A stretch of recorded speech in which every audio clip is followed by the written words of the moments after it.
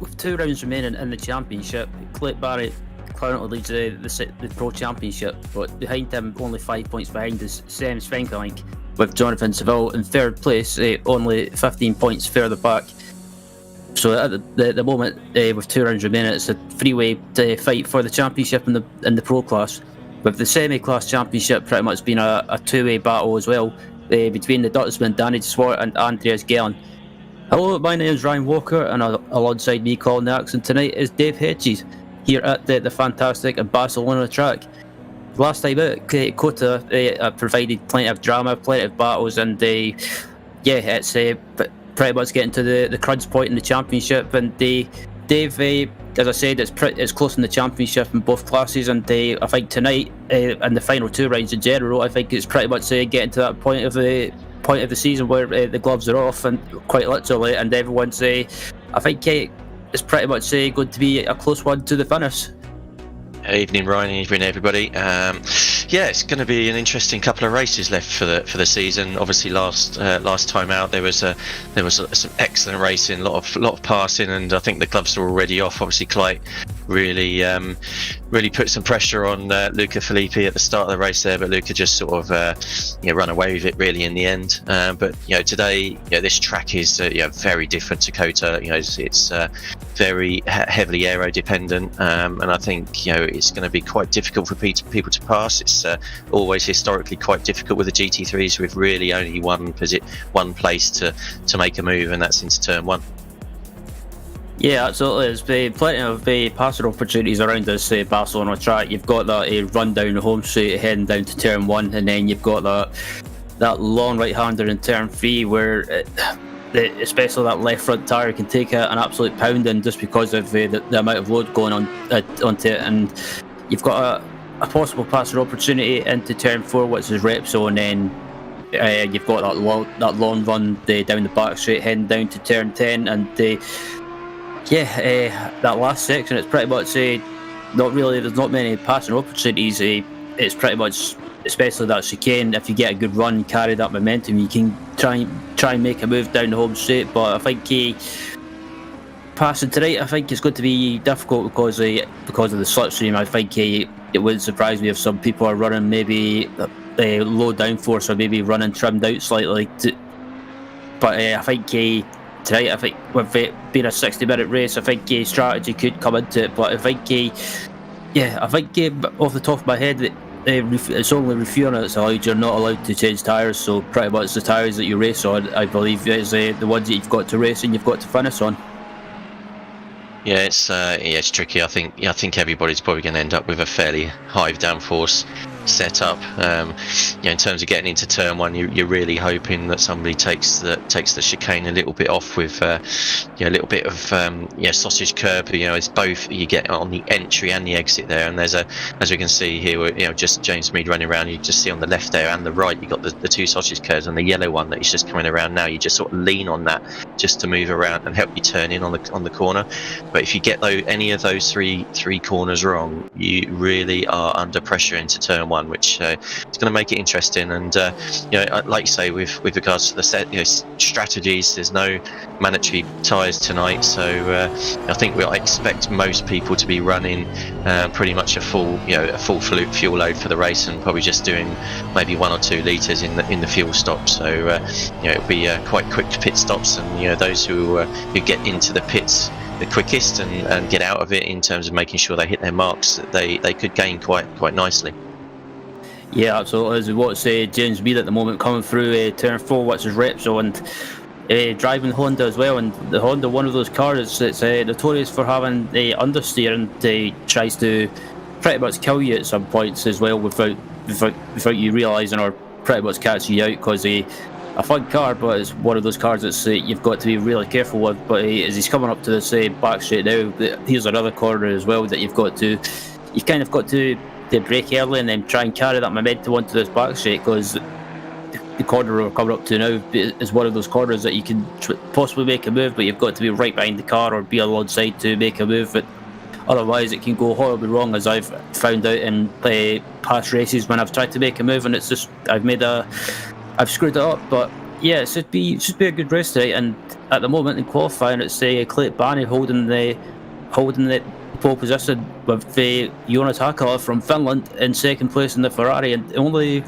about 3 tenths behind. And Clint Barney, I think, could be the driver that's at a good advantage there tonight, because I think he's probably wants to try and score as many points as possible, maybe even try and win this race with Luca Filippi not being around tonight, and it gives Barney an opportunity to try and possibly win a race tonight and maybe take a possible step towards the championship. But obviously we've still got one round left after tonight in 2 weeks' time, which is the fantastic Bathurst. And Bathurst is one of those tracks as well that you don't always have to be the quickest around. You've just got to survive, because those walls are notorious for catching people out.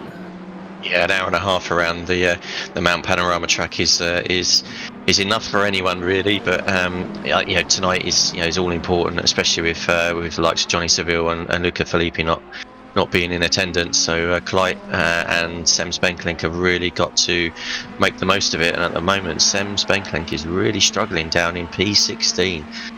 He wants to really improve on that, and if just looking at the field, it's very spread out in terms of pro and pro-am drivers there. So if you look on the timing tower, anyone that's got a white number badge on their next to their car, they are the pro drivers, and the silver drivers are the pro-am, so the ones with grey numbers.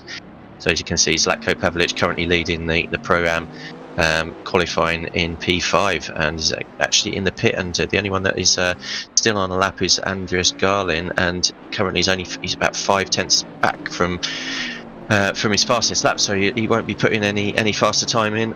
Just looking at the runners and riders, Medema at the moment 5 tenths up, so he could be looking at an improvement for the end of this lap, with Sem Spenklich just coming around the last turn there, and he's only around 2 tenths up, so he's only going up to P14. So that's going to really hamper his efforts in the second part of the race. He might have to consider taking a lower fuel run. Yeah, it's a good possibility. I think, especially Andreas Gern, he's right behind the championship contender in his class, Danny Deswart, and I think that's where he wants to be, because he wants to try and keep in touch with him if he can, and even try and finish in front of him. But looking at Patrick Tractor coming across the line, he completes a lap to jump up to 19th place. So yeah, some drivers making slight improvements, and as we look at Andrew Richardson as well, we pretty much last week pretty much all but wrapped up the GT4 championship, and big congratulations to him, because it's been a good season from him, and it's pretty much the GT3 championship. He's currently top 10 in qualifying and 9th overall, and coming through the chicane now, it looks like he looks like he might be on a good lap to improve slightly, but I think he might have lost a tenth or two with that wiggle. But actually, as I say, that qualifying came to a finish, and we'll take you through the grid. So taking the pole position is Clint Barry, with the Finn Jonas Hakala alongside him in second, and then James Mead in third. And then we've got Ryan Leitz in fourth, and then fifth place we have got Pavlovic, and then sixth we've got Jitsu Medema with Danny Deswart in seventh, with eighth going to Andreas Gellin, and the second in his class, and then ninth overall is Andrew Richardson, with the 10th Nard Cox, and then Simon Wilkes in 11th. 12th is David Michaels, with the 13th going to Zuzan Vojcevic. Then Sam Spenkelink not doing well in qualifying, only 14th, so not where he wants to be with being in a championship battle. And then 15th is John Planis, with Bart Zwierink. 16th, 17th is Vincent Walchik. And then Sandeville in 18th, Patrick Tractor 19th. 20th is Martin van der Kraan, with 21st going to Peter Vanya. 22nd Marcel Weiser, and then rounding out the grid on 23rd is Nathan Pierce. Yeah, it's an interesting grid tonight, Ryan. As I said earlier, it's very mixed, but I think you can see there, the Audis are very strong around Barcelona, as are the Hondas, and the Hondas have only really come into it this year. With obviously some BOP changes that Kunos have done, but the Audis have always been strong around Barcelona. It really does lend itself to a mid-engine car with good good centre of gravity, nice turning, good acceleration out of the corners. But Zlatko Pavlovic, excellent lap there for to get into P5 ahead of the Pro-Am class. Yeah, absolutely, having a great qualifying, and then I think this, like you say, it was a bit of a weird grid, but it's a good mixture of pace up at the front and in the midfield as well. And I think Clayton Barney needs to try and get a good start off the line, because I think Joris Hakala, I've watched him at times, and he's always been quick in that Ferrari, but just the bad luck has struck him at times this season. And I think he'll pretty much just, if he gets a chance, he'll try and go for the lead, because he's got really nothing to lose. But I think Barney needs to think about the championship in his mind, not get involved in a scrap if Hakala gets a jump on him. I think he just needs to think about finishing the race and picking up points, and trying to just basically pick up points and finish in front of Spenkelink. Yeah, obviously with Spenkelink back in P14, like you say, he's really got to just think of the long game. I'm sure he's going to want that first win, but you really got to be thinking, what's going to be best for the championship. I'm sure Sam will be thinking, what can he do to actually try to improve his finishing position, because he really should be targeting sort of P5. Even from P14, so you never know, you might find him actually diving into the pits after 1 or 2 laps and get his pit stop out of the way, and just get some free air and put those laps in. But Clayton Barney, pole position, obviously great lap, and really got the season by the scruff of its neck. But again, Zlatko Pavlovic, the Porsche is so good. Off the line, and out of the first 2 or 3 corners, he could be the one to watch. And I think at the last race, I think he actually mentioned that he was running qualification brakes, and then he put on the wrong tyres, so he had a bit of a nightmare in the last race. So I don't think he's going to be making those mistakes again.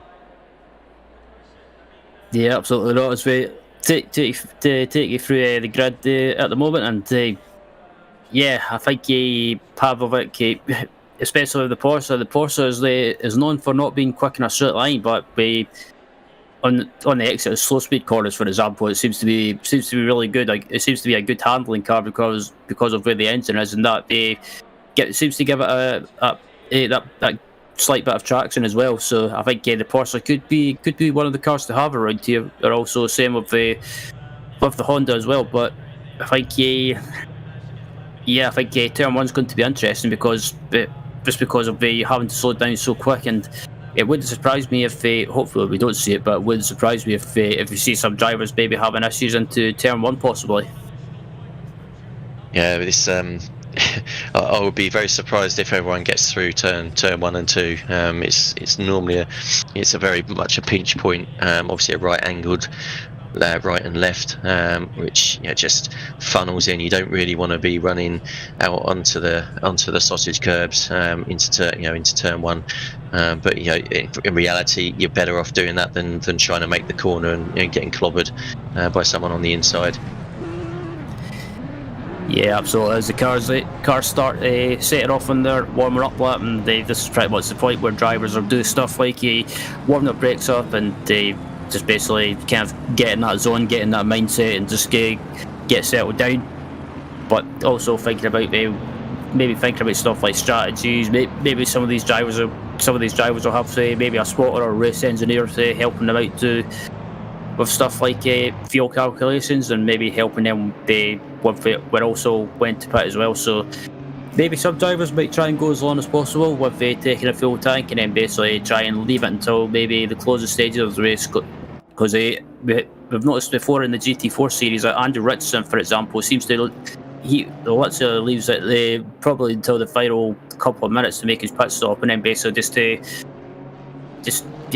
try and keep the track position. But I think it wouldn't surprise me if someone further the back does an Aaron Van Drunen strategy of maybe pitting early and getting out of traffic and getting some clear air on track. So definitely some strategies to think about and for these drivers to keep in mind. But I think some drivers I think it depends if they're stuck in traffic or not. If they're stuck in traffic, they might try and pit early and just get some clear here. But I think this man right here, James Mead, could be one of those people to watch. And if he has a clean race, I think I wouldn't rule him out of finishing on the podium. But obviously you've got Ryan Leitz as well, but in fourth place in another Honda that could be one to watch out for as well.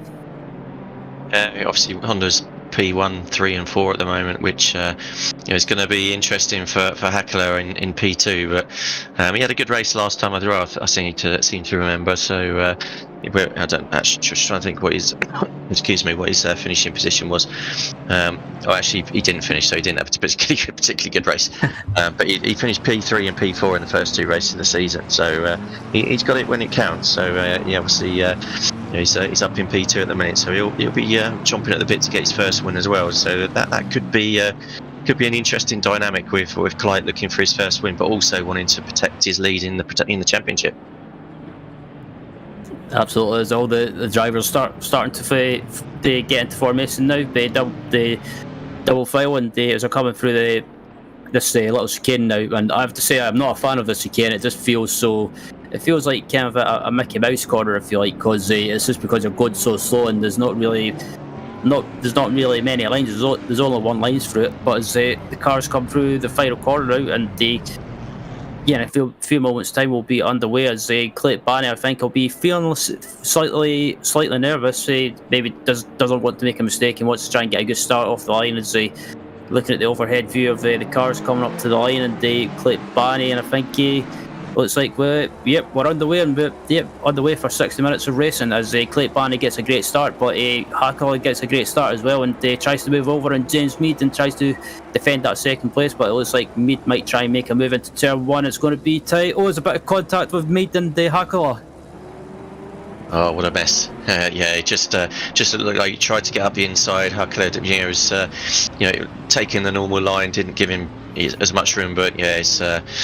Turned 3 or 4 cars around there, just that one incident. It doesn't look like there was anybody else really involved in terms of getting that turned around. But we've got Nathan Pearce with a drive-through, which would be a start procedure infringement. Yeah, it's a common thing on the ACC. If you're not in your box or your starting zone, you can get a drive-through penalty. So it's not what you want in a 60-minute race, and he'll be kicking himself. But looking at Nard Cox as well, with Sam Spenkelink's teammate, and that's an interesting thing as well. What will Cox and Spenkelink do if they're pretty much next to each other on track? Will there be team orders, or will they be allowed to fight? I'm sure Nard will be letting him through, but look at Sam Spenkelink 4. He's gone from 14th to 7th on the first 2 corners. I don't think we've ever seen somebody jump there. He must have taken, obviously took some pretty big advantage of the incidents up in front, mate. Didn't really see where he went at the start, and but what a start! He's really making that count, and I think if he can get up to P5, even P4, through the rest of the race, then he's done well there. As you see, Clyde Barney just going across the start-finish line. Yep, so Clayton Barney's currently still leading by about 1 second, and I think Hackler was expecting James Mead to back out of it into turn 1, but unfortunately that's not what happened. And then James Mead, I think, will be slightly kicking himself for that mistake. But as Barney's currently leading, starting to pull away at the moment, Hackler's second and Ryan Leitz in third, and as we've got 3 cars coming into the pits now, and it looks like this is some of the victims that were caught up in that turn 1 incident. But also, obviously, Pearce has got that drive-through penalty to serve. So, but looking at Cox as well, and as you see in the background there, his teammate Spenkelink's closing them down, and I think if Spenkelink gets an opportunity or sniffs an opportunity, I think he might make a move into that hairpin on the back straight. Yeah, Richardson comes into the pits as well, so he must have been a little bit involved in that 6 seconds stopped. So he's not taken much repair in terms of damage or fuel. So he's back out taking the choice, like I said earlier, just to get some free air. He's obviously way back coming into turn 4 at the moment. So he's really got to push with 174 Nathan Pearce obviously on a drive through, so he's still got a stop yet as well. So he's obviously now got a stop. He's actually got a stop go 30, so speeding in the pit lane. So, well, actually, Andrew Richardson, sorry, he's got stop go 30, not Nathan Pearce. So yeah, speeding in the pit lane. And I think we did that in the GT4s last season, where there was about 7 of us who actually got drive-throughs and stop go 30s, just from the the difference in speed limits that they apply in ACC now. Indeed, there's always like a. It looks like you've got a couple of other people diving into the pits now. You've got a Medema diving into the pits, so it looks like also Danny Swartz into the pits. So maybe some people are having issues, or maybe trying something different with the strategy, and maybe just trying to get some clear air, but still looking at the battle for 6th place, or sorry, 5th place. Say with David Michaels and say Sam Spenkelink. Spenkelink is absolutely not wasting any time. He's absolutely just gaining positions when he sees an opportunity. But still, I think when he catches up to his teammate, if he gets by David Michaels in the Aston Martin, I think Lard Cox will probably not make it hard for him and just move out of the way possibly. But riding on board with the Sept at the moment, as I say that, David Michaels is off into the gravel. Just like he's got his outside tyre onto the curb there, and that just unsettled the car under braking and just sent him off into the gravel. But looks like he might just come out in front of Wilczek there, so he's maintained his position in his class, so he's not really lost anything in terms of overall points. So that's fairly decent. Although actually that's Simon Wilkes just behind him, so he's got P2 in class just behind him now. So he's gone from being the aggressor to being the defender. Yeah, absolutely. And I think Michaels will be pretty much trying to keep this position in class, because I think at the moment it looks like just looking at the semi class position at the moment, it looks like I'm just looking. I wonder what happened to Andreas Glen. He's fallen way back, and so there's been a bit of a shake up in the semi class positions at the moment. So Andreas Glen looks like maybe one of the people that was caught up in that turn 1 mayhem. Yeah, it's a bit all shaken up now, isn't it? Obviously, we see Zlatko Pavlic down in P15 now. He started P5. Spenkelink up into P5. I think Wilczek started quite low down as well. So you can see obviously the semi-pro and the pros are all sort of making their way together and congregating. So I think Zwierlink as well is trying to obviously get through, but he's currently running in P7 for class. So he won't be too worried about making passes, but he'll want to get past the two semi-pros in front of him to try and have a go at Wilczek in P6. Yeah, absolutely. So the semi-pro positions have pretty much been shaken up with that turn 1 incident. So the two championship contenders in that championship, De Swart and Gelen, have pretty much fallen back. So maybe we may have a new winner in the semi-pro class tonight, possibly. But obviously we've still got a long way to go. And looking at David Michaels currently leading that class, but also under pressure from Simon Wilkes in the Audi. So, but I think the Aston Martin around Barcelona, especially with that long straight and that long back straight, could be one of the cars to have around here, just because of that car. Because as I say that, David Michaels got up to that sausage curb on the inside, and he needs to just looks like he turned in too early and he just lost control slightly, but he's managed to hold it. I was going to say that Aston Martin in a straight line around Barcelona could be the car to have, because that it's got some oomph under the bonnet, put it that way. Yeah, I think the Audi's got it pretty much matched. I think he really needs to settle down, because hitting those curves that hard is really going to be tricky. As we see Zlatko Pavlovic, really just sort of having to hold station, as you said earlier. It's the Porsche's not really that fast in a straight line, and it really struggles actually to make decent passes because of its lack of top line speed. So he's going to struggle. He's going to have to make some moves, potentially into turn 4 here, which he's looking like he's getting closer, but he's got to really be right up the bumper of Patrick Tractor on the exit of turn 3 to actually make sure he's getting a decent toe to maybe outbrake him into turn 4. Yeah, absolutely. I think Pavlovic he needs to try and find an opportunity to try and make a move. I think the only opportunity he's got of making a move and is possibly under braking as he runs wide slightly. But I think if I was Pavlovic, I would maybe just be patient and just wait for any opportunities that happen, because obviously in a straight line the Porsche is not really that strong, but I think just wait for the opportunities in front of him. If anyone makes a mistake, if he sees an opportunity, try and pounce at it. But at the moment, I think there's not really anything he can do, because all these cars are stuck together, and also that slipstream on the home straight. It means no one can really make any moves at the moment. Yeah, it's going to be difficult for them. As we said earlier, some of this track is very difficult. It is literally follow my leader, and as you can see there, I think that's the BMW there, just sort of getting over the curves a little, which might put him at a disadvantage with the McLaren behind. I think that's Martin van der Kraan.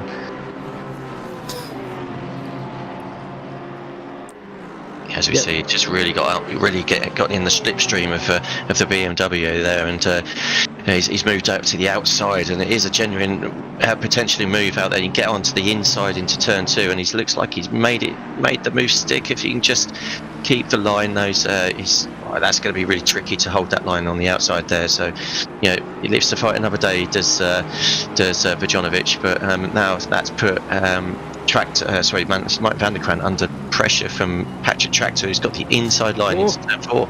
A little love tap, which then means also we've got I think that's Pavlovic as well, that just looks like he's trying to get up the inside there. There's a bit of argy-bargy going on as well. No one's really willing to give an inch, and this is going to give Pavlovic an opportunity to make a move, and it looks like Pavlovic has made a move up into 14th place now. Yeah, so it was a little bit messy, wasn't it? Just trying to get around the outside. Obviously, Martin van der Kraan managed to hold the lines, and sort of with a little bit of door rubbing, kept the other cars at bay. But Zlatko really took advantage of all the melee and just took that position off them. But he's now got a little bit of free air in between himself and Martin van der Kraan, so I expect him to really put some pressure on him now. It's coming up to the chicane now, and Van der Kraan getting a bit sideways there, and I think that's just the characteristics of this McLaren, because I did do some practice laps with it at the weekend, and it's a fun car, but it's one of those cars with it being mid-engine that it sometimes can get a bit sideways and sketchy on you. As Joe the Planis comes into the pits from 16th place now, and making his mandatory stop, and I think maybe trying to do something different with the strategy, just get out of being held up in traffic, and just see if he can maybe gain some track positions with some clear track and some quick laps. But looking at the Finnish driver, Jonas Hakala, and currently second, and actually I have to say we're doing well to keep in contact with Clayton Barney, because Barney is a quick driver, but Hakala as well is no slouch. Yeah, exactly. Yeah, he's keeping him under a watching brief. If he can hold that sort of time, anything can happen in the pit stops. You run too long, you don't get your car started properly. There's all sorts. And as we see, Martin van der Kraan is actually mainly past the BMW, gets a nice little tap up the rear for his pleasure, and that allows Zlatko Pavlovic to run on the outside on the grass to try and get past him into turn 9. Yeah, if I was Pavlovic, I would have backed off early then, maybe tried to back off early and get a bit of a run. But actually, as I say, that Pavlovic's under attack from it looks like Vujanovic in the BMW. So we've got a bit of a fight going on at the moment. Pavlovic currently sitting in 12th, and Vujanovic in 13th with Tractor 14th, and I think Martin van der Kraan, I don't think he'll be entirely happy with that bit of a nudge up the rear, but it looks like he's starting to pull away from Pavlovic, but as I say, that Pavlovic's starting to put on the pressure as well. So considering that Porsche is not quick in a straight line, Zlatko's doing a good job to keep up with him.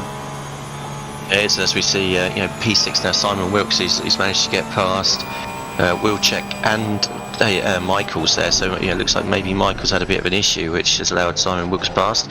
So there's a reasonable gap.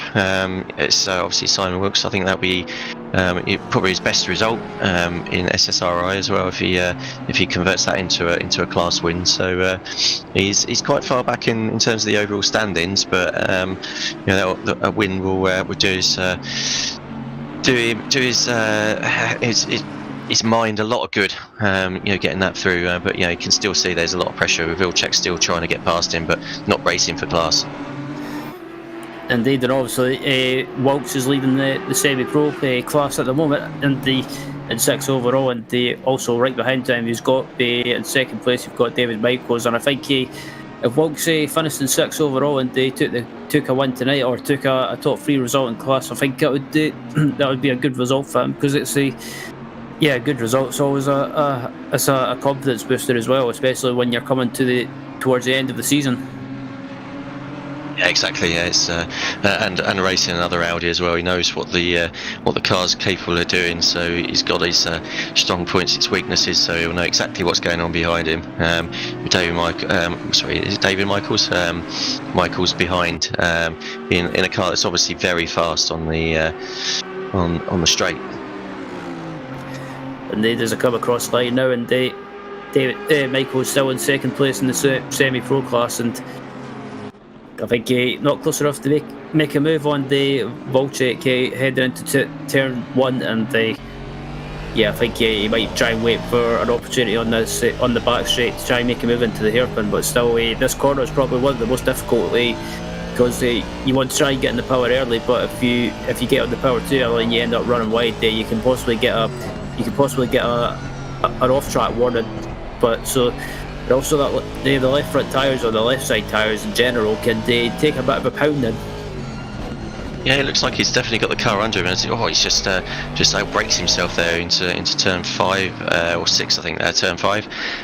But yeah, it looks like he's got a car under him that he's able to turn in nicely. Vilcek in front of him looks like he's not making friends with many apexes. In that on-car shots that we were seeing. So we'll see how it goes. But this is an awesome corner. This one is almost flat out.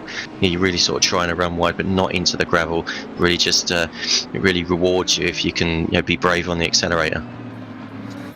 Yeah, absolutely. It's one of those corners as well. If you nail it, you can carry so much momentum. But again, Michaels is getting close, but they really can't make a move at the moment. And that Audi in a straight line, it makes it even more difficult. But heading through the final few corners now, heading into this again, and Michaels needs to try and get on the power early and try and get a good run. But again, just the exit of the corner, the Vilcek just seems to be able to get a good exit.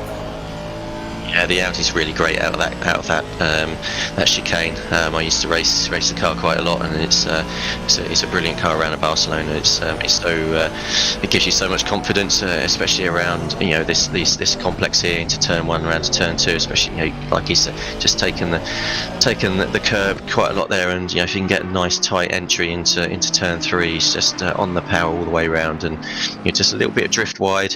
Not too much, and you've got it set for the into turn 4. Indeed, as a coming to Repsol now, and the Michaels again, he closes up under braking, but he just can't make a move. He pulls out there to try and intimidate. As I say that, he's going for a move up the inside. That was a bit ambitious, David. Yeah, I think he did that last lap, didn't he? He's obviously used to braking later, and Vilcek in front of him is braking that little bit earlier, and he's getting himself caught out, which is not helping him stay behind Vilcek for the end of the lap, where he really needs to be quite close. So maybe second time around, being that close, he'll realise that he needs to just bide his time, stay close. He can make up a little bit of distance in that corner, and just don't outbrake yourself. Don't go through the car in front, because it'll only end up in an incident, or he'll end up in the gravel. Absolutely. As we look at it, Pavlovic currently 13th or 12th overall, I should say. Still can't get by Martin van der Kraan in McLaren, and again it's just as Van der Kraan clips that sausage curve on the inside, and that kind of compromises his entry and compromises his exit, and it looks like Pavlovic's coming into the pits now, so Pavlovic doing the Aaron van der Runen strategy by the looks of it. Yeah, he's had enough. He's like, no, I need to get some clean air. Problem is, he's got 6 cars at the back of the grid there that have already stopped as well. So the amount of clear air that he's going to have available is going to be a lot less, and he needs to really get out in front of the car, 29 car there, James Mead, who's in P20, because otherwise he's not going to have much of clean air. And then you've got obviously Clyde Barney, just not maybe only 10 seconds behind. So let's see how long Pavlovich is in the pits for, and stops, and looks like he's actually taking quite a bit of fuel. So he stops for 6 seconds, so he may not have taken that much fuel. Sorry, he's still going. 17 seconds stop, so it looks like actually he's taking quite a bit of fuel. So he was short fueled. So he's it probably didn't work out too well for him having that incident in the first lap, but he's been forced to stop, which is really going to compromise him, I think. Yeah, I'm very surprised that Pavlovic maybe didn't try and take maybe try and run with a full tank and just go as long as possible, or maybe when he made his pit stop, maybe just take a litre or two. But that's it. But I think I know some cars or some people, if they try and race with a full tank, but racing with a full tank, it can cost you time slightly just because of your having to carry all that weight on in that fuel tank and on the rear in general. But some drivers seem to do better with maybe a lighter tank, and they still go long, but they don't seem to carry as much fuel. But as Pavlovic back on track, Michael's coming across the line and still in second place in that semi-pro class, and just cannot get by Vincent Volchek. Yeah, the Porsche it does really well with weight in the fuel tank. Obviously, it puts a bit more weight over the front wheels, which helps its turning if it's not too heavy, but because it can be quite lively if it's when it's light. So for those of us that aren't talented enough to drive it fast, then a bit of weight does help settle the car down a bit. But yeah, it was actually stopped for 47 seconds. So that's it seems like he's taken possibly fuel and tyres and probably repaired a bit of damage there, and he's possibly had an incident as well in terms of maybe not making his mark in terms of the pit stop, that type of thing. So not a great stop for Zlatko, that one. We'll find out maybe after the race, see what happens to him for next time round. Yeah, absolutely. I was very surprised that it took him his stop, or he had a really long pit stop. But as I say, that back to this battle for 7th place overall, Volchek is under pressure from Michaels now, because Michaels went to try and make a move into the hairpin, and maybe trying to play mind games with Volchek as well, trying to unsettle him, trying to rattle him. And as they come into the chicane now, I think I wonder if Michaels will dive into the pits, maybe try and pit early, try and get some clear air. But nope, both of them, Michaels especially, going round again. So if I was Michaels, I would maybe try and take a gamble and try and pit early and try and jump him. But as what's in one of the semi-pro class championship contenders, Andreas Glen, in the pits, it's pretty much been a race of what could have been for Andreas, because he was caught up in that turn 1 mayhem by the looks of it. But on the other hand, he's probably thinking he's probably counting his lucky stars, because the other championship contender in the class is Danny de Swart, and he's not having the best of races either. No, they're really struggling, but obviously there's only 22 cars in the race, and you score the same amount of points where in terms of what your finishing position by your class. So whilst he is last overall, he's last obviously in class, but he'll still get a fairly decent amount of points. And Danny de Swart, obviously not that many in front of him, only 3 positions. So he'll only be losing three points to Danny de Swart this race. But I think it'll still be a bit of a struggle for them to compete in the next race. I think. It's going to be, I don't know. I think it's not going to be that close, to be honest, after the end of this race. So we may have a semi-pro champion at the end of this race. We'll have to do some calculations on the points. Indeed, there's again the battle for between these two is still going on, and Michael's. I think he's probably feeling a bit of frustration as well, because he knows he can get by Volchek, but just the straight line speed of that Audi, it seems to match the Aston in a straight line, and just he can't get close enough to make a move. And anytime Michaels does sense an opportunity to get by, I think he doesn't want to do anything stupid or try and make a dive up the inside and risk taking both him and Walczak out or ruining both the races. But he's coming across the line now, and as you can see there, that Audi in a straight line, Michaels just can't get close. Yeah, it's got the legs on him, so it'll probably be running full downforce as well on that Audi. It's just so slippery. Obviously, you're just looking at the height of it. It's half the height of the Aston when it's running, and Michaels looks like he's struggling a little bit with the rear end, which might be causing him a few problems. But he's got a pretty decent run out of turn 3 there, and if he could have made a bit of a late lunge there, he was close enough. But especially bearing in mind how much later he was braking into turn 4. So let's see if he has another look into turn 4. He looks like he's learned a little bit there, so he's definitely taken a better line there and a better braking point just to make sure he stays up behind Wilczek. But he's really got to stay close through this second sector and through the last sector to make sure he's got a decent run.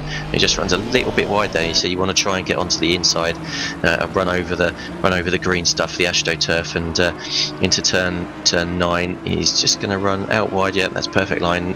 Just brushing the gravel on the outside there, but still the Audi's just running away there.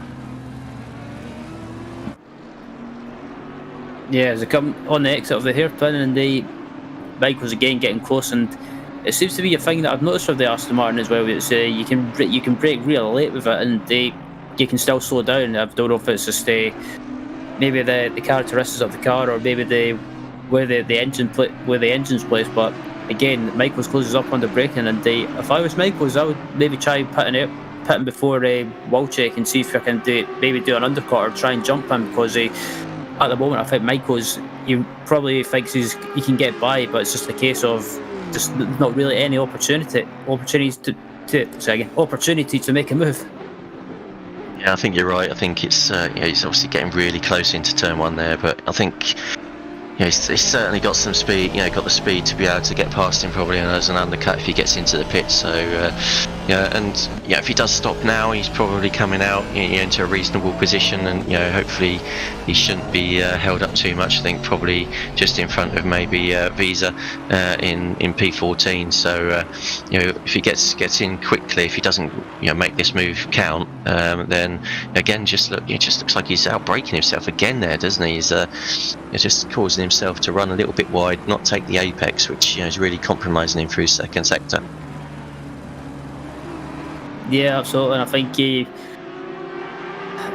think Michael's best opportunity, if he can try and carry the momentum through this corner here and through this fast right-hander, if he can try and get back in the power, carry that momentum, and see if he can try and make a move. If he's got a run heading down to the hairpin, but again, Walczak is wise to that and tries to defend the inside line as Michaels is going to try and go around the outside. If he can hold this, it'll be a great move.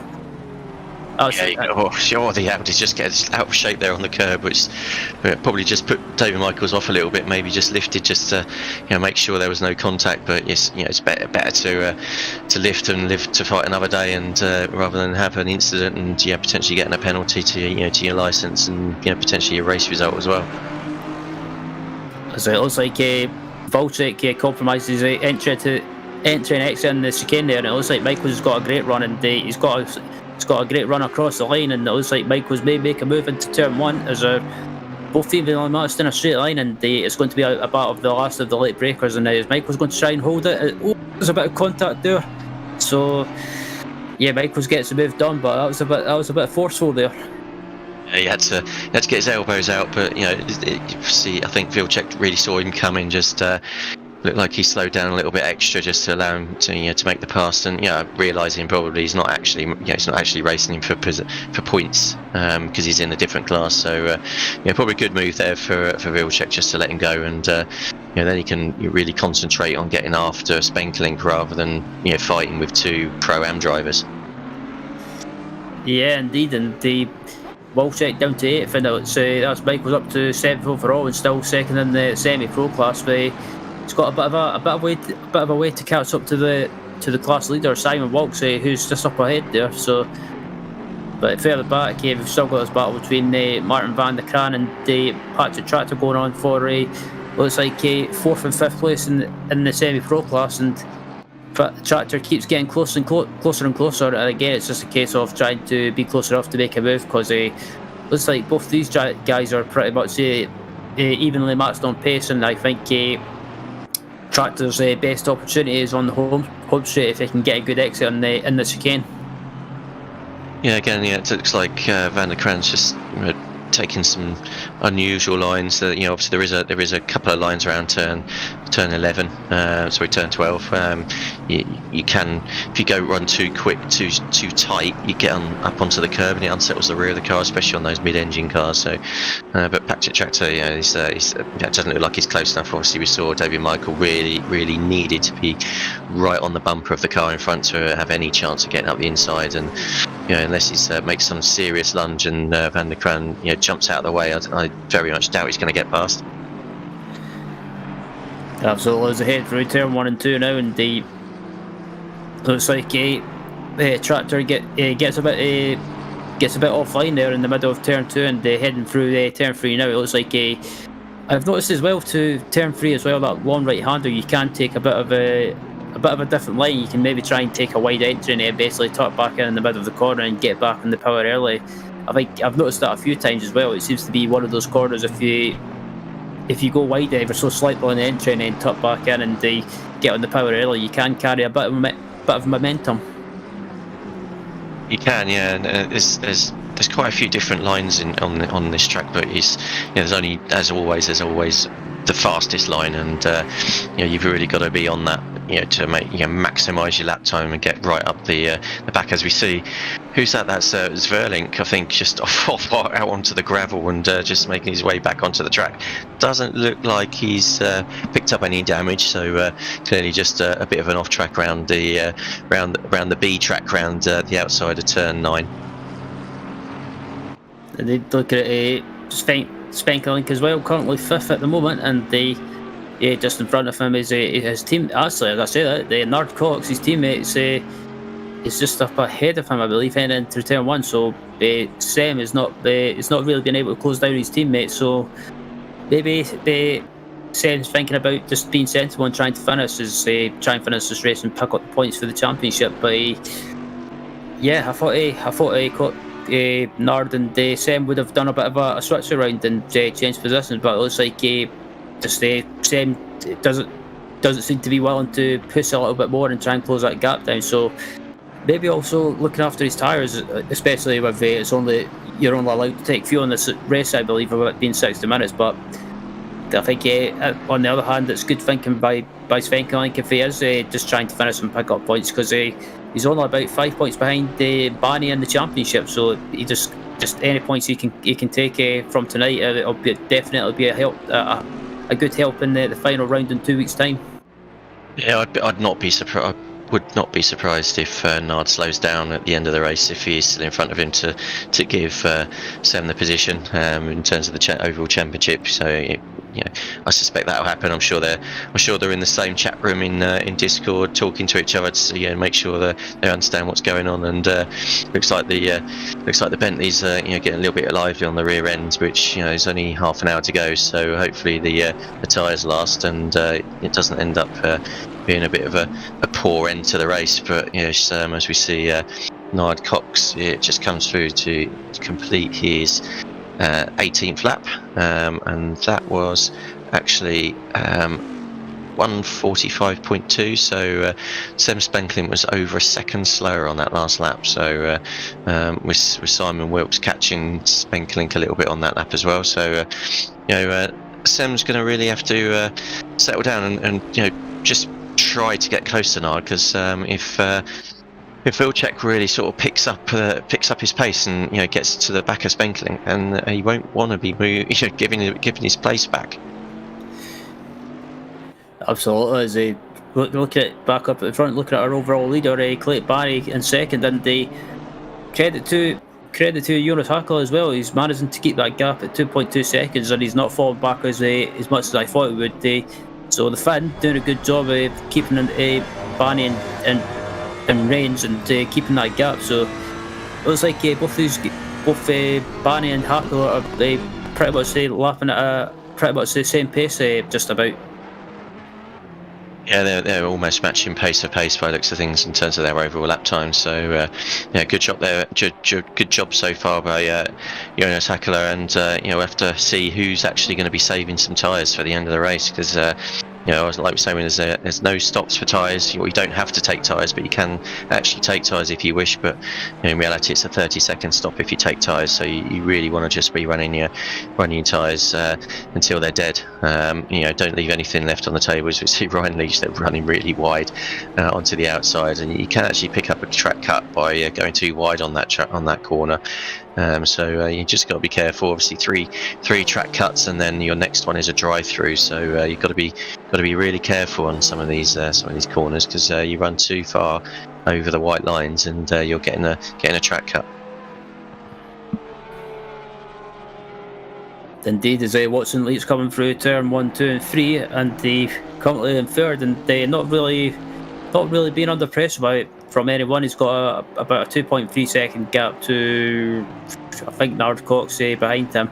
So the elites at the moment doing a good job, and in third place. Actually, as I say that, is Cox is not that far behind. So I think both these guys not really pushing each other. I think they're maybe just trying to look after the tyres as much as possible. But at the moment as well, it looks like Cox is slowly closing that gap down to elites just ever so slightly, and I wonder if this battle will come down to the pit stop as well, and who can go the longest, very possibly. But at the moment, Ryder on board with Nard headed through this fast right-hander, and as you can see the Honda of Leeds just up ahead there, heading into the hairpin. So I think at the moment it's pretty much a Honda 1-3 at the moment, and so I think it's good to see a bit of a variety of manufacturers in the field, and but again, it seems to be the Honda at the moment on the ACC platform. The Honda, I think, from what I've heard and the races I've done, it seems to be the quickest car to have at the moment. Yeah, it's especially in the hands of us mere mortals. I think the likes of Dar McCormick and others and Boothby, they can pretty much drive any car and be quick in it. So whilst for us mere mortals, one car seems to have an advantage, it tends to be those that are easier to drive quick. So it's tricky, but especially when if we start seeing aliens in our championships, then they can pick any car they want and off they go. But it's interesting to see. But as we see Martin van der Kraan still trying to actually keep Patrick Tractor behind him, but they've now caught and Sander Vale, who's only half a second in front now. So whilst they've been battling, it's not been causing them too much time. So there's a new dynamic now with three cars battling. So Martin van der Kraan's really got to keep his wits about him and watch what's going on behind him, but also take the chance if it presents itself with the guy in front. As we see, Patrick Tractor looks like he might get up the inside of Van der Kraan, which I was trying to go the outside route of turn 4, but that's a long way round there, and it's quite dirty on the outside there. But he's trying to get the cut back, but Van der Kraan's just got the speed, and rightly so in terms of where he positioned his car. So good racing there. Indeed, and Sander Vale currently third in the semi-pro class at the moment, and it looks like I don't know what happened to Sander, if he made a mistake or not, because Van der Kraan and Tractor ended up closing him down really quickly. But unless Sander's maybe just easing off ever so slightly just to look after the tyres, but it's coming to the hairpin now. It looks like Vale goes slightly defensive into the slightly into the hairpin, and but as he's that position, but Martin van der Kraan is starting to close right up on the rear of him, and is all over him. I think it wouldn't surprise me if Van der Kraan possibly tries to make a move over the start finish straight and heading down to turn 1. But as I say, that Sander compromises his entry there, and that compromises his exit. And coming round the final corner, it looks like Van der Kraan's not going to be close enough to make a move, because again the advantage of that Aston Martin in a straight line just tells. Yeah, it does, and I'm just looking at the times now and who's pitted. So Jitsi Medema is the leader of those that have pitted in the semi-pro class, and on average it's around a 38 second stop. So if he stops, if the others stop, i.e. Simon Wilkes and Davy Michaels, they could actually find themselves losing the lead of the semi-pro, because he's currently only 36 seconds behind Simon Wilkes. So it's going to be that's going to be an interesting dynamic towards the end of the race when they make their final pit stops. It looks like Jitsi Medina, he's got oodles of clear air there. You can see there's not even a car in front of him up to the next corner. So he's really making the most of having some clear air. Absolutely, that's the. But what was it? As I said, it looks like Patrick Tractor's ran wide in the background there. But yeah, absolutely, making the early pit stop and getting clear air, I think that's definitely an advantage around Barcelona, because passing opportunities around this track can be limited at times, and it looks like Martin van der Kraan, he looks to be the quicker out of him and Sandervale, and again it's just a case of trying to find that opportunity to make a move. But I think as you can see there, I think Van der Kraan's getting a little bit impatient there, just trying to unsettle Sandervale into the chicane now, and Van der Kraan closes right up, and if I was Van der Kraan, I would have dived into the pits maybe and tried to jump these guys, and or trying to jump Sandervale, sorry. But again, I think it's just a case of trying to go as long as possible before making that mandatory stop. Yeah, I can understand, the moving out to see if people get put off, but Sandervale is a wily old fox, and he'll know those moves. And if he's anything like me, you just sort of do your own thing. You just have a little peek in your mirrors. You're not too worried if you know that people are far enough behind. It's only if you start seeing them disappear in your mirrors, then you know that they've really made a bit of a banzai move. But Martin van der Kraan, really just sort of needs to settle up behind him into the chicane. Just make sure he gets a good exit, the best exit in terms of Sander, and make sure that Patrick Tractor doesn't do the same, because obviously at the moment they are really running nose to tail. Indeed, and I think Van der Kraan's best opportunity, if he can try and carry the momentum for his fast right-hander and try and get close enough. But again, it's just a case of looking at Sandervale. He just seems to have that, just seems to have that slight advantage at the moment, head through that fast right-hander. But again, the Sandervale turns in slightly early for the hairpin. That kind of compromises his entry and his exit, and that gives Van der Kraan an opportunity to close up again. But there's nothing really to tell between these three cars, because they're so evenly matched. But again, Van der Kraan, I can sense frustration now, because he keeps moving out sometimes and trying to intimidate Sandervale. As I say that, Van der Kraan, I think he took my advice and has decided to dive into the pits. I thought he was taking my advice there for a minute and just dived into the pits, but yeah, he's taken the decision that enough's enough. I'm not going to get past him anytime soon. So I've clearly got the faster car, so I'm going to get into the pits and try and make the most of it. So let's see where he comes out. Hopefully he'll get some free air as well.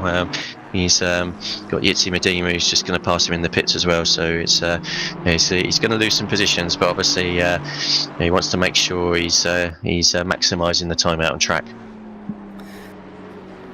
As I say, that currently a two-car battle for 10th place overall, and third in the semi-pro class. And Tractor, I think it wouldn't surprise me if Sandervale dives into the pits at the end of this lap to try and cover off Van der Kraan, but as Martin leaves the pits now, and it looks like it was a quick stop. Yeah, it does look like a quick stop, but he's back out in 18th position. So clearly, obviously the battling and stuff, and all those that have stopped early, he's going to lose quite a few positions. So as you can see, the timing screen just updating there. So he's lost a good 7, actually 5 or 6 positions there. So it's not ideal, but it is what it is. You take what you can get on track. But as we see now, Patrick Tractor's now really putting pressure on Sandervale. So clearly Sander's struggling at this late stage of the race. Yeah, that could be a number of things as well, but Sanders maybe struggling with. As again, he runs slightly wide on the entry of that left part of the chicane, and I wonder if Sanders maybe struggling with tyre pressures, because I do know that they sometimes, depending on the track conditions or track conditions and the ambient temperature, especially the tyre pressures can start to drop off. Yeah, it's looking like it's actually reasonable temperature. As it looks like patch tractor's just still sort of settling under. No chance of passing there. But obviously the sun's back out now. It started off quite grey, and track temperature's actually gone up a degree. So I think even though it's quite it's getting late in the afternoon, it's actually Sandoval's running really wide there, getting a lot of understeer, and patch tractor could actually get the inside line, and looks like he's going to make the move. Yeah, absolutely, a good move from Patrick there, and it looks like David Michaels made his pit stop as well in the semi-pro class. So David Michaels came back out in 12th place, 13th place overall, I believe. So hasn't lost as many positions as I thought he would, but still this battle for 9th place is going on at the moment between 9th and 10th place between Vale and Tractor. But look at John Planis as well. Still the lead runner that made the first of the runners to make his pit stop, and currently back up into 13th place. And I think his strategy of pitting early might work, because he might be able to gain some positions back. But he's got David Michaels behind him, putting him under pressure. So I think it's just a matter of time before David gets by him. Yeah, this obviously there's a bit of pressure there, and obviously they both stopped, so it is for position. I'm still interested to see where Medema feeds into when Wilkes actually finally pits. He's now 35 seconds behind Simon Wilkes, as we see Sandoval now diving into the pits. It looks like he's running a really soft setup on the Aston there, just bouncing all over the place into the pit lane. At least he didn't hit the walls, and looks like he made his pit marks okay. So trundling down the pit lane now is an awesome livery on that car. I love the silver. Obviously he's renowned for a little bit of the zebra stripes livery on his Porsche and the GT4s, but that was a different take on the livery for his Aston. Yeah, absolutely. I was about to say that livery sort of reminds me of the black and white zebra livery that Baz Van Mellis uses in the GT4 series and on the Porsche Cayman. But as we look at Simon Wilkes as well, Wilkes is still leading the semi-pro class, and 6th overall. And it's been a good race from him. It's been a quiet race, but he's not really had any issues from what I can remember. No, and just Jitsi Medema and Simon Wilkes' lap time last time around was 100th of a second difference. So they're really putting in the same lap times, lap after lap by the looks of things, and their fastest lap's pretty close as well. So it's going to be tight after the pit stops, and we've not got long really before all the front runners will be considering that they need to make a pit stop. Only 14 minutes left of the race, plus a little bit in terms of wherever the leader is on the lap. But it's going to be an interesting last 14 minutes. Indeed, as what Nardcott's coming through turn 1, turn 2, and turn 3, and started to slowly close that gap down to Ryan Leach in front of him. It's definitely come down ever so slightly, and again, I think Cox is not really pushing at the moment. I think he's just trying to look after those tyres as much as he can. But he has still got about pretty much 13 minutes and 35 seconds left in the race. So I think after the pit stops, that's where he'll start trying to push a little bit more. Yeah, I think it's definitely not going to be letting it off to allow his teammate pass now, unless there's some really big incident. He's fighting Ryan Leach actually for a position in the championship. So he's got P3 and the last podium step in this sight. He's only 2 seconds behind by the looks of things at the moment. So he's doing well. As we see, David Michaels and Planis still fighting with Danny Deswart only 0.3 of a second behind. So again, quickly 2 have become 3 in the battle for semi-pro honours, which is going to be quite interesting to see where the people that haven't pitted in that class do feed out to. So this actually could be a battle for the last step on the podium. Yeah, absolutely. I think at the moment we've got Michaels in 13th and Planis in 12th, and it looks like Medema just up ahead as well in the Ferrari. So we've got a three-way fight for, like you said, Dave, a possible fight for the last step on the podium. And obviously we've still got some of the some of the other runners up further up in the top 10 still to make their pit stop. So I think it's going to be a bit of a shuffle after the pit stops have finished, and I think the people that's pitted early could be an advantage.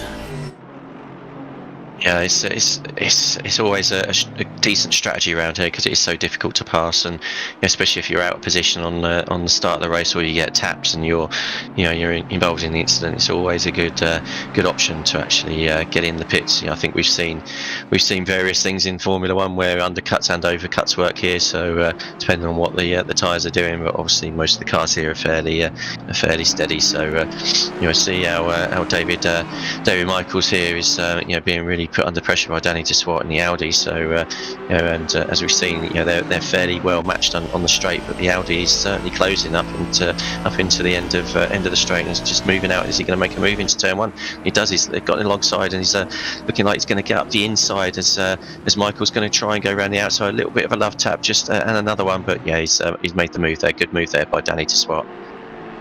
Yeah, it was like Michaels was not willing to pit, or was not prepared to give up that position easily. But the straight line speed of that Audi was just absolutely incredible. The amount of overspeed that Deswat got down the straight was unreal. And I think Deswat was pretty much saying that he wasn't hanging around, especially we've got pretty much just coming up to about 10 minutes left in this race. And Deswat, I think realises that if he wants to try and finish on the podium, he's got to try and start making moves now. And the next car up ahead of him is it looks like Planis in the Ferrari. So it looks like we're going to have a battle for the final step on the podium. But obviously it depends. I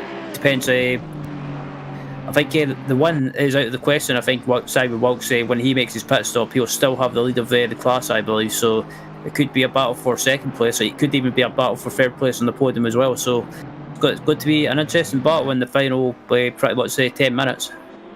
Yeah, we've seen that now. Niall Cox also only 1.3 seconds behind Ryan Leach, so he's pulled that 0.7 behind in the last couple of laps, where he just fell back to 2 seconds again. So he's really starting to put the pressure on Ryan, and he's at the moment he's holding station, but I'm sure as the last 10 minutes goes by, he's going to be thinking, definitely hit my mark, got to hit my mark, got to make sure I start the car properly in the pits, got to get out of the pits properly, no speeding, really don't let Nard get an advantage without for your own making. He's got to really make Nard make the move and get him in terms of on the track. And obviously Ryan there just running a little bit wide on terms of over the sausage, and that's allowed I think Nard to get a little bit closer then again. So it's going to be an interesting last 9 minutes for Ryan. He's going to be really trying to make sure he doesn't make any mistakes. Indeed, and I think that battle for third place could come down to the pit stops. I wonder if Leitz and Cox will maybe try and pit together on the same lap. As looking at Clayton Barney, starting to get through the traffic as well, and that gap's still only about 2.7 seconds, and Hackle is still keeping that gap. So I wonder if Hackle might try and use some strategy to try and maybe try and get in front of Barney. But I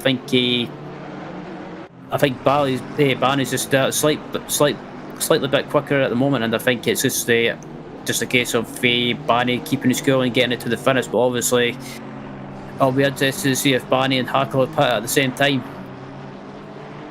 Yeah, when there's only 8 minutes left, so we've got at the best 4 laps, probably maybe 5 if. Depending on where they come out after the pit stops, but so there's not a lot of time, and I think obviously this is where you get the slight advantage if you're up the front running in free air. You don't give your opponents much time to get past you, as we see Nard Cox now only half a second behind Ryan Leach, so he's really putting the pressure on Ryan, and at the moment it looks like Nard's winning. Indeed, and I think it could be a case of the tyres on the Honda starting to go as well. So, but I think maybe Nard Cox has been looking after his tyres for the first half of the race, and this is pretty much the point where he's deciding to just go for it. And if I was Cox, I would maybe think about pitting on this lap and try and leapfrog Leach if Leach decides to do another lap. But as he come through into the chicane now, it looks like I don't see anything wrong with the way that the car look, or the way the Honda is for Leeds, it looks like maybe Leeds has just lost a little bit of pace, and maybe the tyres starting to drop off. Maybe the tyre pressures are starting to drop off. But I'm surprised that Nard didn't try and dive into the pits there and try and undercut on Leeds. But maybe these guys are maybe running a similar strategy with regards to fuel and just or pit strategy in general, just trying to go as low as possible.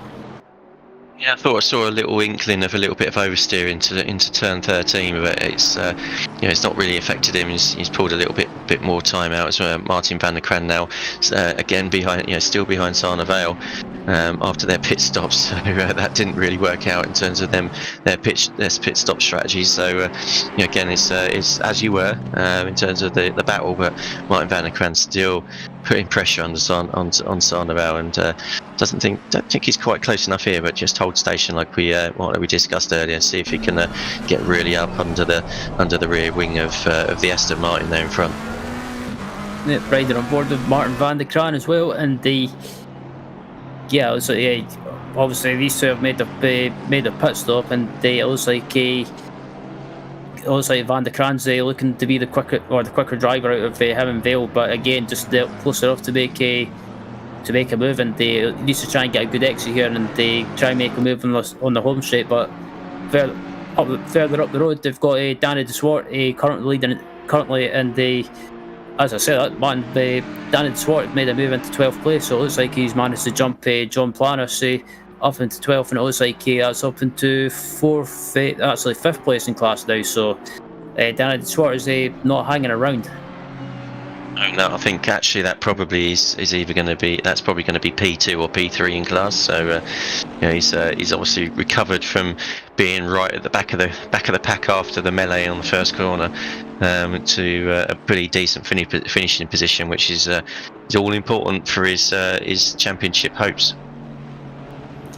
Yeah, so as I say, that Nard Cox has went wide into turn 1, and that would definitely be a cut track warning for that, and I think he just looks like he outbraked himself slightly, and he needs to get back on it and focus his mind and try and close that gap back up to Ryan Leeds. As I say, that Vincent Volchek is into the pits from 7th place. See how long Vincent is stopped for, but yeah, I mean that is a horrible place to go over. You end up bouncing across those curbs. You try and obviously keep your foot in, which you don't really get lots of massive penalties. You probably just only get a track cut rather than a drive through or stop go on ACC for that particular corner. But you've obviously got to maintain your line and not do too many weird movements on the steering wheel when you're bouncing over those sausage curbs.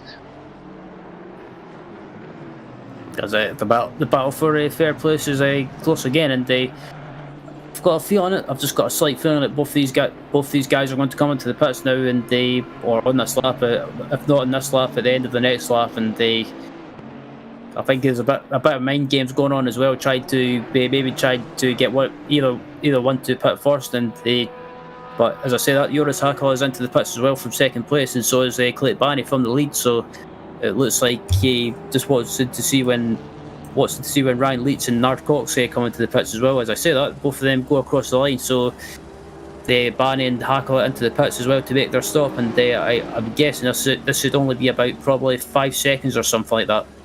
Yeah, and we see Hackler is already out of his pit box, trundling down the pit lane.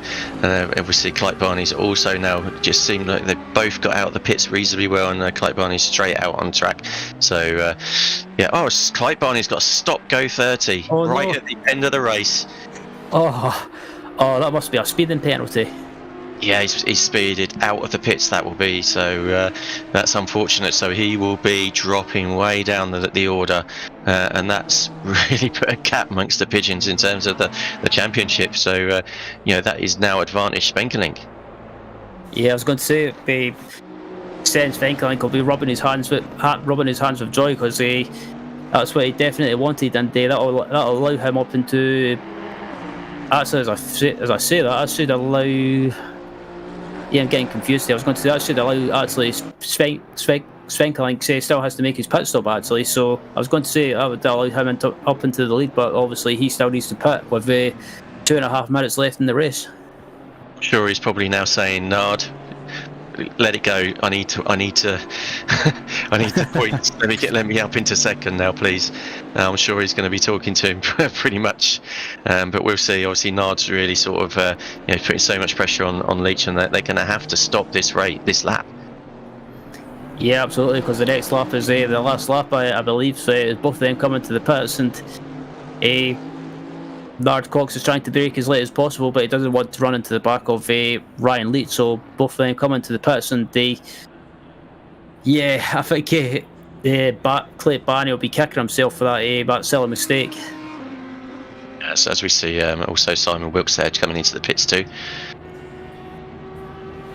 So it's all going in the pit stop phase on pretty much the last lap. So what we're going to see is in terms of where Simon Wilkes is going to feed out into in terms of his overall position. We got Patrick Tractor also will need to come into the pits, as we see Spenklink also in the pits there. So Simon Wilkes still just trundling down the pit lane. We've got Nard Cox, who's actually made it out by the looks of things in front of Ryan Leach. Yeah, so that was a great stop from Sam Spenklink as well. So yeah, Clay Barney's going round again. I thought he would have came in for his penalty. Well, it's going to be an interesting situation. He will get a penalty at the end, and I believe like Simon. Oh, and Simon Wilkes a stop go 30. Oh no! So it looks like both Barney and Wilkes probably just oversped slightly on the pit speed limit line. Sorry. Both the leaders, so the leaders of pro and semi-pro, both speeding in the pit lane. Obviously, getting too excited, being the leaders of their class, about to win their first race of the season. What a shame. Although Jitsi Medema did actually jump Simon Wilkes in the pit stop phase there, so just coming out 3 seconds, 3.9 seconds ahead of Simon Wilkes. So a good call there from Medema in terms of stopping early. And now with Wilkes' penalties, he's going to take the win at the end of this lap by the looks of things. Yeah, I was going to say, it looks like I thought Barney would have served his penalty, but I guess he's more than happy to take if you don't serve a stop and go, I believe you get something like an 80-second penalty or something like that, as Clay Barney comes across the line to win the race. But obviously he's got that stop go penalty, so technically, thinking about it looks like Jonas Hackle has won this race. Yeah, so Clay Barney's been given a 60-second stop penalty for not serving his stop go 30, which is pretty much what it would be in terms of doing a stop go 30. So he's going to be dropping down the order in terms of his finishing position. So Hackler has taken the spoils with Nard Cox in P3 and Ryan Leach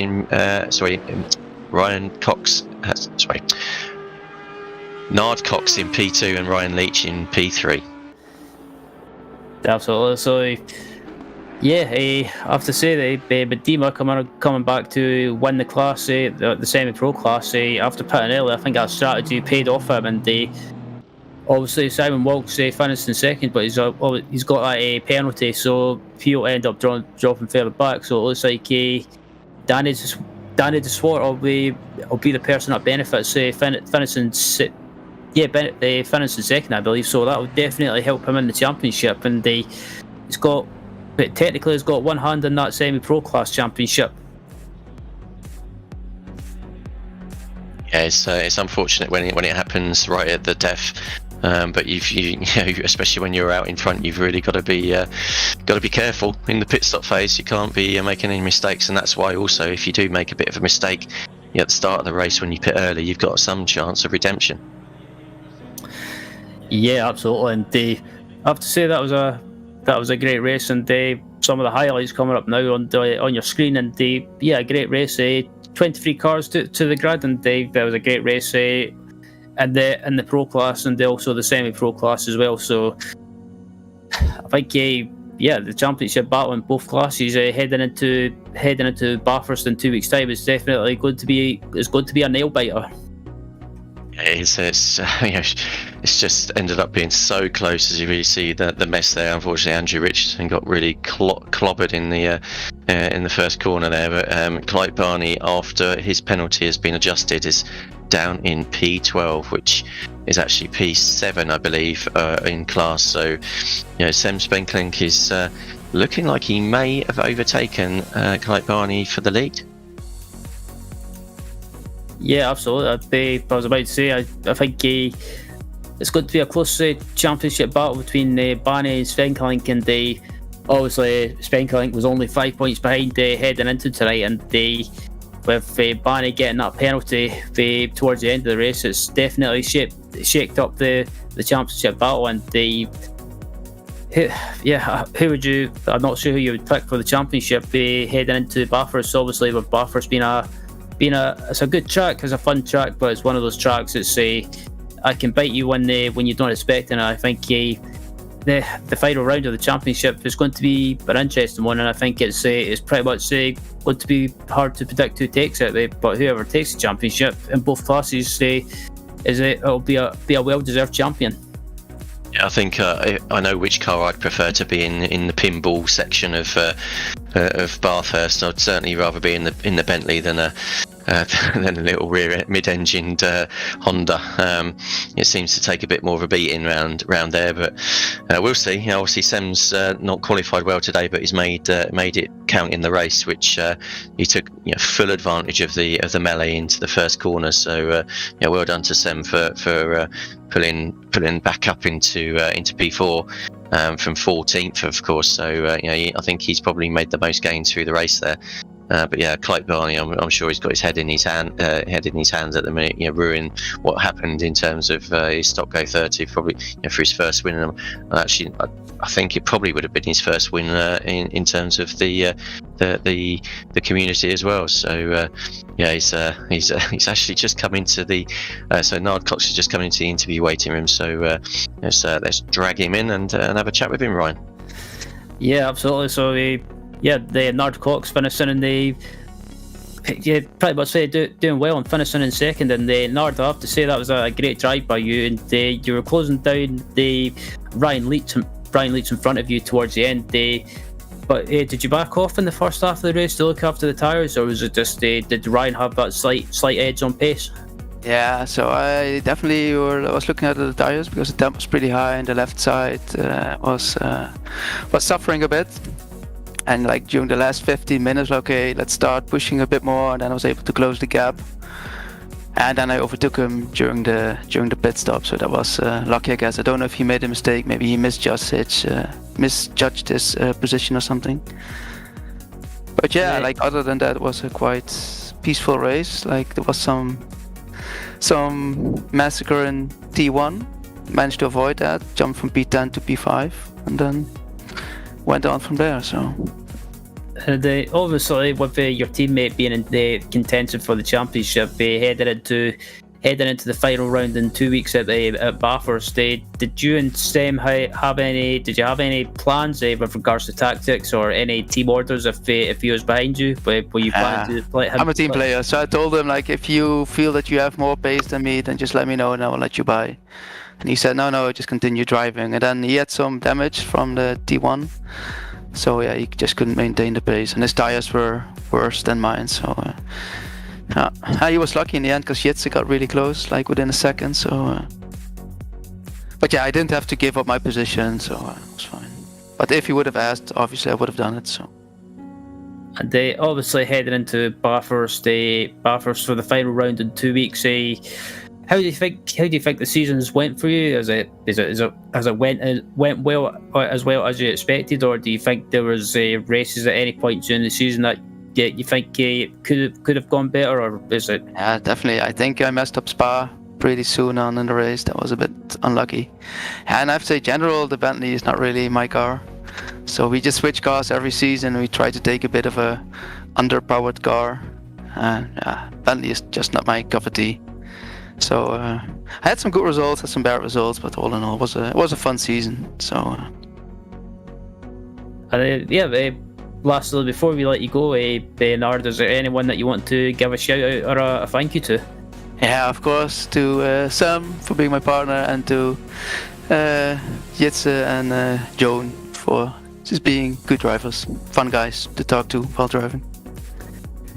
Again, and to you guys, of course, for commentary and hosting these series. and it's our pleasure covering the series and commentating on the races. Nard, congratulations on the second place again, and look forward to seeing you on track at the fantastic Bathurst track in 2 weeks. Yep, see you there. Because I believe up next, Dave, you've got the third place, or actually I said take it back. You've got the winner, the Finnish driver Jonas Hakala.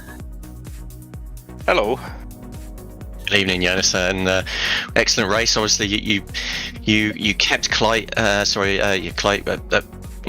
pretty much arm's length all the race there, and in just terms of making sure he didn't get away. I think it was only 2.7 seconds pretty much most of the race, and obviously with you both wanting to try and get out of the pits as quickly as possible, Clyde got a stop go 30. I bet when you saw that pop up, you was like, oh yes. How was your race, and what did you think of the overall experience of winning your first race of the season?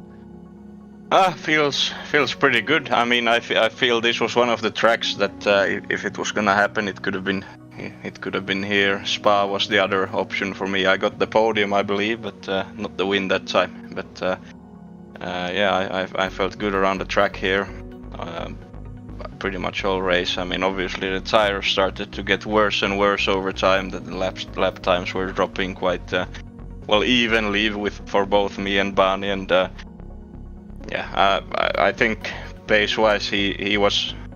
I mean, I suppose we were pretty close in the end, but I believe I was a bit more inconsistent. I had a few laps where I just did weird mistakes and lost some time here and there in the laps, and some laps I was catching a bit, but I don't think I could have gone much faster today. But I was pretty happy. I mean, he drove very well today, and would have absolutely deserved the win as well. But I'm not complaining about the stop go. No, I wouldn't either. So it's obviously we heard Nard there just sort of saying about the temperatures of probably the front left and maybe the rear left tyres, especially because of turn 3. Did you find that you were struggling with your tyre temperatures as well, and especially through the race with the sun coming out at the end of the race there? In turn 3 was where the tyres did get the hottest for me. I mean, the pressures were all good in the entire race, but the tires got quite hot in turn 3. So I tried to take sort of lines where I wouldn't have to stress the tire too much. Sort of instead of doing a consistent turn, I tried to just swing the back end out a bit so I could have some of the corner to turn less, if you get what I mean. But the tires. I felt over time the front left was the one that started to give up in corners, but they didn't really. It didn't get undrivable at any point. The balance still stayed pretty good in the car. Okay, good. So on to the last round, Bathurst, Mount Panorama. How's that for you in terms of the Ferrari? It can be quite a lively track, especially over the hill. Have you done any practice yet? What's it looking like in terms of the Ferrari? Obviously a 90-minute race as well, so you've got to keep it out the wall for 90 minutes. So it's going to be a challenge, isn't it, of man and machine? It's going to be a challenge, one that I look forward to. I very much enjoy that track. I mean, when it comes to the Ferrari, I'm not really sure how it holds up anymore, since I don't think I've actually been in a race on that track since the 1.8 update, so I'm not really sure how the Ferrari holds up to other cars. But I would say, I mean, I've done track time recently, about an hour on that track, so the car feels pretty good there. I think I have a chance of doing well, but that remains to be seen. Well, good luck, and congratulations on taking the win tonight. Thank you. So we now move on to P3 in the Pro class with Ryan Leach joining us. Ryan, welcome, and congratulations on third place. Obviously, Nard was putting you under a lot of pressure there at the end of the race. Yeah, I was sweating there for the second half of the race, pretty much. I could see the gap slowly coming down, and it's been the same story for the whole season with me and them Bentleys. I start ahead, and by the end of the race they're right on me, just down to the tyre wear. I think Honda is really struggling on tyre wear today, which just meant, I was just watching that Delta come down, and then I had a really bad pit stop. Not quite as bad as Clay though. No. At least you managed to get out without speeding. I think certainly the Honda's got obviously quite a raft of different maps, and some of them are quite aggressive on the rear tyres as well. So is it normally the rears you struggle with, or is it is it all round? Yeah, it's the rear left on this particular track, but it's normally rear tyres in general for the Honda. And I think I pushed them a bit too hard in the first 15 minutes, trying to stay on the back of Hackler. Trying to pressure him to relieve Clay a little bit. But I think I pushed the tyres in the early stages. It's a bit beyond my pace. Yeah, so it happens, and obviously it's still a great position in terms of P3. So obviously, have you done like we asked Jonas, have you done any running at Bathurst in the Honda? I think I commented during the stream that I think I'd rather be in a Bentley round the walls, but I'm not sure how fragile it is when it hits the wall. The Honda. It's been a while since I've driven it. So how do you fit? How's it feeling with you around there? I haven't actually driven the Honda at Bathurst, so I'm yet to find out. But Bathurst is one of them tracks where a good car helps, but anything can happen. So as long as you keep it out them grey walls, should be on for a decent result. Yeah, and it's still obviously quite tight in terms of overall positions for you. I think I'm just trying to think where you were in terms of your overall position there. I think you were 10th leading into this race, so you're 10th, So, and we've actually Jonas just ahead of you, so you've made some decent gains with Nard as well, taking some decent points. So it's getting even tighter at the top. We've obviously with Clyde and Sam really sort of leading the way, but it's going to be quite tight for the first, the maybe position 4 to 10. So it's going to be all out war really, probably, isn't it? And maybe a good finale, I think. all out battle, I think. But as I say, Bathurst is just keep it on the black stuff, and we'll be okay, hopefully. Cool. Right. Well, so just one final point. Just well done on your third position tonight, and we'll see you in 2 weeks at Mount Panorama. Yep. Thank you. Cheers, guys.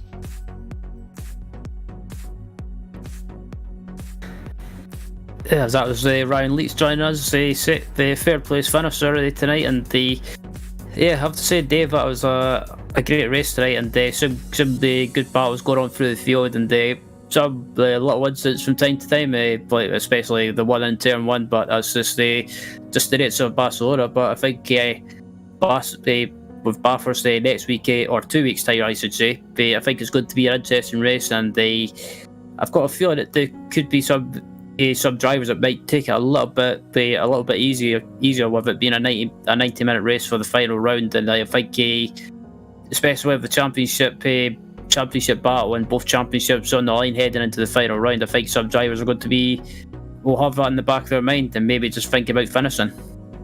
Yeah, I mean, as we saw tonight, there was a lot of strategy going around, which is always the case at Barcelona, because it's always renowned for being quite difficult to overtake. So you've got to be on it, and it's very difficult to do when you're on your own.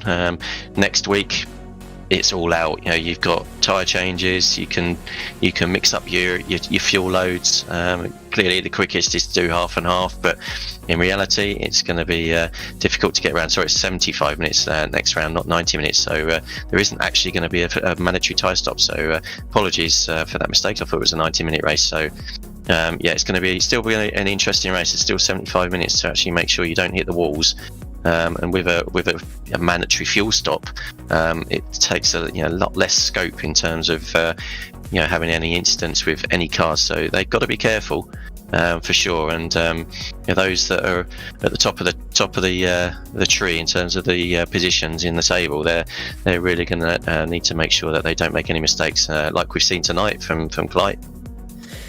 Yeah, absolutely, and they get yeah, the final round of the series, as we were talking about, of the GT3 series, heads to Bathurst at Bathurst, Australia in 2 weeks' time, and then also next week we've got the final round of the GT4 series as well, which heads to Cota for a 75-minute race, and yeah, me and Sam Pierce will be calling the action from that race, and it should be a good one. Cota is one of those tracks. It's a Marmite track. You either love it or hate it, but personally myself, I like it, so I think it should be an interesting race. It should be a great race for the final round of the series, and if you want to be notified of any broadcasts that take place on the SSRi YouTube channel, press that subscribe button and press that little bell to be notified when we go live or when any videos are uploaded. If you like what you've watched, click that like button. But that's about it from us, from me, from Dave, and Tom on the cameras. Thanks for tuning in, and we will see you next time.